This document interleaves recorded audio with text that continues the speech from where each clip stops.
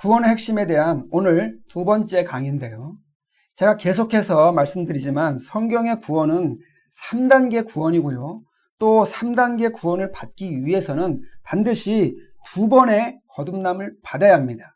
이 3단계 두 거듭남에 대해서는 주님께서도 직접 증거를 하셨는데요. 오늘은 주님께서 직접 증거하신 3단계 두 거듭남에 대한 말씀을 나눠보도록 하겠습니다. 주님께서는 이 땅 가운데 계실 때 특별히 세 제자만을 따로 구분을 하셨습니다. 베드로, 야고보, 요한 이 세 사람만을 따로 데리고 변화산에 오르시고 또 겟세마네 동산에서 기도하실 때도 또 야이로의 딸을 살리실 때도 이 세 사람만을 따로 특별히 구분을 하셨는데요. 그 중에 한 말씀 마가복음 5장 37절을 보면요. 예수께서는요, 회당장 야이로의 딸을 살리실 때 베드로와 그리고 야고보 또 야고보의 형제 요한 이 세 사람 외에는요 아무도 따라오는 것을 허락하지 않으셨습니다. 그러면 주님께서는 왜 하필이면 이 세 사람만을 따로 구분을 하신 걸까요? 주님께서 이 세 사람만을 따로 구분하신 이유가 뭐냐면요. 그것은 이 세 사람이 각각 믿음, 소망, 사랑을 상징하는 제자이기 때문에 그렇습니다. 모두가 잘 아는 대로 요한은요, 그 별명이 사랑의 사도입니다. 그는요, 요한 서신을 통해서 그가 사랑의 사도인 것을 증명을 했습니다. 그리고 베드로는요, 그 별명이 소망의 사도인데요. 그 역시 베드로서를 통해서 그가 소망의 사도인 것을 증명을 했습니다. 베드로 전후서는요, 또 그 별명이 소망의 서신입니다. 성도의 소망을 위해서 기록된 서신이고 그렇기 때문에 베드로는 소망의 사도인데 문제는요, 야고보는요, 하나의 문제가 있습니다. 왜냐하면 야고보는 그가 믿음의 사도이긴 한데요. 믿음의 서신을 기록한 것이 없습니다. 성경을 쓴 것이 없습니다. 그 반면에 그는요, 제자 중에서 가장 먼저 순교를 당하는데 그가 순교당하는 말씀이 사도행전 12장에 기록이 되어 있습니다. 1절을 보면 그때 헤롯 왕이 교회 중 몇 사람을 해하는데 요한의 형제 야고보를 칼로 죽였다고 기록을 하고 있습니다. 성경에서요, 12제자 중에서 순교가 기록된 제자는요, 야고보가 유일합니다. 그러면 성경은 왜 야고보의 순교만을 유일하게 기록을 하는 걸까요? 그 이유가 뭐냐면요, 그 이유는 믿음의 사도인 야고보가 죽었다는 것을 공식적으로 기록으로 남기기 위한 겁니다. 그러면 왜 야고보가 죽은 사실을 공식적으로 기록에 남기느냐면요. 야고보가 죽은 것은 AD 44년이고요. 그 다음에 AD 45년에 바울이요, 안디옥 교회에서 공식적으로 사역을 시작합니다. 그래서 믿음의 사도직은요, 바울에게 그 믿음의 사도직이 계승됩니다. 그리고 바울은 로마서와 갈라디아서를 기록함으로 해서 믿음의 진리를 분명하게 증거하고 이 두 서신을 기록함으로써 바울은요, 그가 믿음의 사도인 것을 공식적으로 증명을 한 겁니다. 아니, 그렇다면 성경이 증거하는 믿음의 사도가 두 사람이란 말인가? 그렇습니다. 예수님께서는요, 특별히 믿음의 사도에 대해서만큼은 두 사람을 사도로 세웁니다. 처음에 믿음의 사도직을 시작할 때는요, 야고보를 믿음의 사도로 세웠다가 나중에 믿음의 사도직을 완성할 때는 바울을요, 믿음의 사도로 세웁니다. 그래서 주님께서 부활하여 승천하셨음에도 불구하고 다메섹 도상에서 특별히 바울을 만나서 바울을 부르시잖아요. 그 이유가 뭐냐면요, 바울을 택해서 예수님께서 바울을 통해서 로마서와 갈라디아서를 기록하고 그럼으로써 믿음의 사도직을 완성하기 위해서 주님께서는요, 특별히 두 번째 믿음의 사도로 바울을 다메섹 도상에서 부르신 겁니다. 그러면 주님께서는 왜 하필이면 믿음의 사도를 두 사람을 세우시는가 하면요, 그것은 두 믿음을 증거하기 위한 겁니다. 믿음에는요, 육의 믿음이 있고 그리고 영의 믿음이 있습니다. 이 육의 믿음과 영의 믿음을 상징하기 위해서, 즉 야고보를 통해서는요, 육의 믿음을 증거하고 바울을 통해서는 영의 믿음을 증거하기 위해서 믿음의 사도를 두 사람을 세우신 건데요. 그렇다고 해서 야고보가 육의 믿음을 가졌다는 게 아니라 야고보도 신령한 믿음, 견고한 믿음을 가졌지만, 영의 믿음을 가졌지만, 다만 그는 육의 믿음을 상징하는 사도로 택함을 받은 겁니다. 그리고 이 두 믿음, 즉 육의 믿음이나 영의 믿음은요, 사실상 이 두 믿음이 다 중요합니다. 그렇기 때문에 성경은요, 두 믿음을 강조하기 위해서, 두 믿음이 다 중요하다는 것을 강조하기 위해서 두 사도를 세웠는데요. 바울은요, 이 두 믿음을 증거를 하는데, 바울이 두 믿음을 증거하는 말씀이 바로 로마서 1장 17절에 있습니다. 17절에서 바울은 복음에 대해 설명하는데요. 복음에는 하나님의 의가 나타나는데 믿음으로 믿음에 이르게 한다고 기록을 하고 있습니다. 이 말씀에서 바울은요, 믿음으로 믿음에 이르게 한다고 하는데요. 이 말씀의 의미가 뭐냐면요, 여기에서 믿음으로에 해당하는 헬라어를 보면요, 에크입니다. 이것은 어디로부터 시작하다 이런 뜻이고요.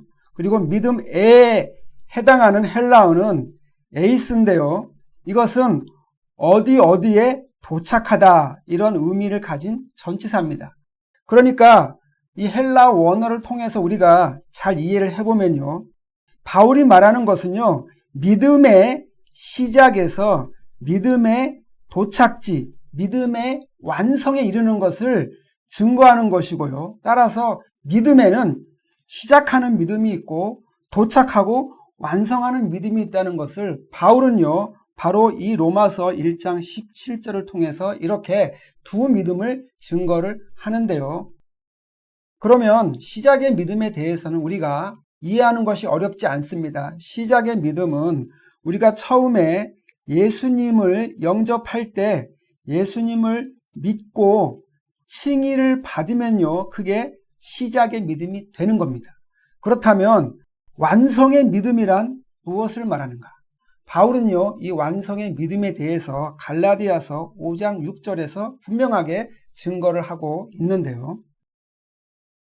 이 말씀에서 바울은 그리스도 예수 안에서는 할례나 무할례가 아무 효력이 없고요, 오직 사랑으로 역사하는 믿음, 즉 사랑의 믿음만이 그리스도 안에서는 유일하게 인정을 받는다고 합니다.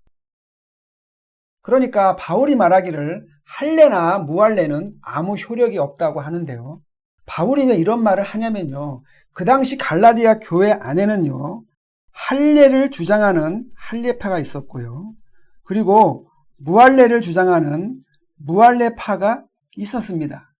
그러면 먼저 할례파는 어떤 자들인가?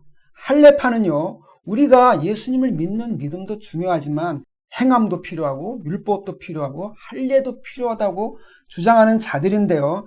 한마디로 말해서 믿음 플러스 행위를 주장하는 자들이고요. 무할례파는 아니 구원에 무슨 행위가 필요하고 무슨 율법이 필요하냐? 아무 행위도 필요 없고 다른 어떤 것도 필요 없다. 오직 믿기만 하면 된다. 믿음만 있으면 된다. 모든 율법이, 모든 행위가 다 필요 없다고 하면서 율법 폐기론을 주장하는 자들이 바로 무할례파입니다. 이에 대해서 바울은요, 뭐 할례의 믿음, 무할례의 믿음, 뭐 오직 믿음 이런 거 다 필요 없다. 주님께서 인정하시는 믿음은 하나뿐이다. 그것이 뭐냐? 그것은 바로 사랑의 믿음 하나뿐이라고 바울이 증거를 하는 겁니다. 그러면 바울이 증거하는 사랑의 믿음이란 과연 어떤 믿음인가 하면요. 그것은 바울이 로마서 1장 17절에서 말한 것처럼 믿음으로 시작해서 드디어 믿음의 종착지에 이른 그 완성의 믿음을 곧 사랑의 믿음이라고 하는데요. 그런데 우리가요, 믿음을 시작을 해서 또 사랑에 이르기 위해서는요, 반드시 그 중간에 소망의 과정을 걸어야 합니다. 그렇기 때문에 바울이 증거하는 사랑의 믿음은요, 사실상 믿음으로 시작해서 소망의 과정을 거쳐서 사랑에 이른 믿음이고, 즉 3단계 구원을 완성한 그 믿음인 것을 우리가 알 수가 있습니다.